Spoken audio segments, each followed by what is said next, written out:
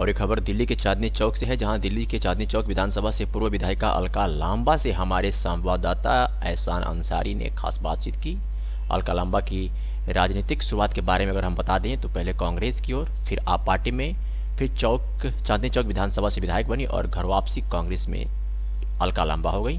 और काफ़ी चर्चाएं रहती है दिल्ली में इनकी, लेकिन जब हमारे संवाददाता एहसान अंसारी ने सीए एनआरसी के मुद्दे पर बात की तो उन्होंने बीजेपी पर जमकर प्रहार किया। उन्होंने कहा कि युवाओं को अपने भविष्य की चिंता है, इसलिए वो एनआरसी और सीए पर बहस कर रहे। तो वहीं दीपिका पादुकोण को बहादुर लड़की बताया। एहसान अंसारी आज हमारे साथ बातचीत करने के लिए हैं। चांदनी चौक से पूर्व विधायक अलका लांबा जी। मैडम, न्यूज़ 9 में आपका स्वागत है। न्यूज़ 9 का शुक्रिया कि आपने मुझसे बात करना ठीक समझा। मैडम, आप शुरुआत राजनीति कांग्रेस से शुरुआत की है, फिर आप में गए, फिर आपसे वापसी आप कांग्रेस में गए, तो आपका क्या ये विचारधारा है या कोई मजबूरी है ऐसे? विचारधारा तो एक ही तो है।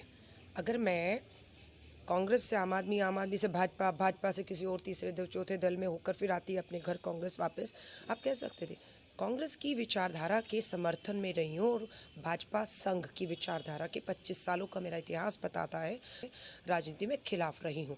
उन्हीं ताकतों से मैं कांग्रेस में 20 साल लड़ी, संघर्ष था, इसलिए रामलीला मैदान पहुंची। भाजपा भी नहीं गई, रामलीला मैदान गई, अरविंद केजरीवाल के साथ खड़ी रही, वाराणसी गई, नरेंद्र मोदी जी के खिलाफ चुनाव लड़ा। लेकिन जब पता लगा अरविंद केजरीवाल खुद भाजपा संघ का मुखौटा बनकर काम कर रहे हैं, अपने घर कांग्रेस में उस विचारधारा को, गांधी की विचारधारा, देश को एक रखने की विचारधारा को ताकत देने के लिए एनआरसी नागरिकता कानून के खिलाफ आज सड़कों पर हूँ। अच्छा मैडम, एनआरसी जो आरसीए का जो बिल आया है, इस पर जो देश में विरोध प्रदर्शन चल रहे हैं, इस पर आप क्या कहना चाहते हैं? नहीं, बिल्कुल जायज़ है, बनता है विरोध प्रदर्शन। और युवा हैं, छात्र हैं, देश का भविष्य है, उन्हें मालूम है इस तरह का कानून जब लाएंगे जो संविधान को ताक पे रखकर धर्म के आधार पर लाया जाएगा, वो इस देश के भविष्य को, इस देश की नींव को खोखली करेगा। मुझे खुशी है कि देश का छात्र आज इस कानून के खिलाफ एकजुट है, आवाज़ बुलंद किया हुआ है, सत्ता से डर नहीं रहा, सत्ता उसे कुचलने की कोशिश कर रही है। पुलिस के डंडे से जामिया के अंदर घुस के या जेएनयू में अपने गुंडों को भेजकर किस तरीके से उन छात्रों को पिटवाने का काम कर रही है, जो इस नागरिकता कानून के खिलाफ है, दिख रहा है। जेएनयू में पिछले दिनों में जो घटने हुए हैं, जो नकाबपोश में बदमाश घुस के, जैसा भी हो, घुस के जो मारपीट हुई, उसका दीपिका पादुकोण वहाँ से जेएनयू में आना, उस तरह से उसका देश में टारगेट कर रहे हैं दीपिका पादुकोण, उसके बारे में क्या कहना है? बहादुर लड़की है दीपिका पादुकोण, मैं कहूँगी। उन्हें मालूम था कि उनके आने के बाद ये जो सत्ता में बैठे हुए लोग बौखला जाएंगे और वो इस तरह की बयानबाजी और हमले दीपिका पादुकोण पे करेंगे। बट उन्होंने मुझे उस चीज़ों की परवाह की नहीं। वो वहाँ पहुँची, साइलेंट पहुँची, उन्होंने कोई भाषणबाजी, नारेबाजी नहीं की। उन्होंने हमारी जो बेटी को पीट कर बुरी तरह एबीवीपी गुंडों ने, स्टिंग आ चुका है, हकीकत बेनकाब हो चुके हैं कि पुलिस के संरक्षण में एबीवीपी के गुंडे अंदर घुसे और हमारे छात्रों को, जो नागरिकता कानून के खिलाफ थे, उनको जो है उन्होंने हमला किया उनके ऊपर। और उसकी दाद देती हूँ, बहुत लोगों ने उनकी मूवी का बॉयकॉट किया जो एसिड अटैक विक्टिम पर थी।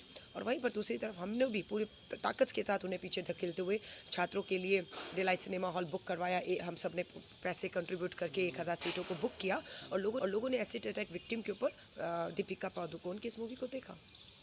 अच्छा, कांग्रेस की ओर से आपको टिकट की उम्मीद है, और अगर कांग्रेस में आपको टिकट ना मिले तो आप क्या करें?